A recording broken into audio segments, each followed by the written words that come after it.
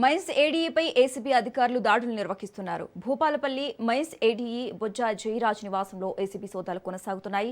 Warangal ACB DSP Sambaiah ఆధ్వర్యంలో తనిఖీలు చేపట్టారు.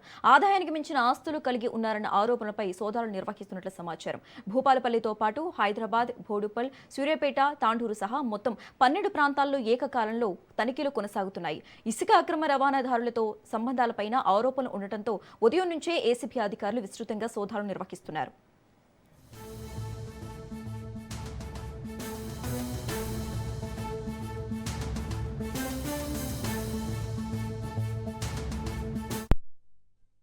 డిపార్ట్మెంట్ లో అసిస్టెంట్ డైరెక్టర్ గా పనిచేస్తున్నటువంటి జయరాజ్ గారు, భూపాలపల్లి డిస్టిక్, అతని ఇంటి పైన సోదాలు కొనసాగుతున్నాయి. ఇది ఫైనల్ గా మీకు కంప్లీట్ అయిన తర్వాత ఇవ్వగలుగుతాం. ఇప్పటి వరకు 2 వెహికల్స్, 2 మోటార్ సైకిల్స్, 4 వీలర్స్, 2 కొంత గోల్డ్ ఆర్నమెంట్, కొంత ల్యాండ్, కొంత డిపాజిట్స్, క్యాష్ డిపాజిట్స్, కొన్ని ఇన్వెస్ట్మెంట్స్ ని గుర్తించాము. ఇంకా ఫైనల్ గా క్యాల్కులేట్ చేయలేదు, కంప్లీట్ క్యాల్కులేషన్ కాలేదు. ఇంకా సెర్చ్ ఇంకా కంటిన్యూ అవుతా ఉంది. కంప్లీట్ అయితే గానీ ఇంకా ఫిగర్స్ కూడా కరెక్ట్ గా టోటల్ 8 ప్లేసెస్ లో చేస్తాం. హైదరాబాద్, వికారాబాద్, ఖమ్మం, వాళ్ళ యొక్క ప్రాపర్ సూర్యాపేట, ఖమ్మం, అక్కడ వరంగల్.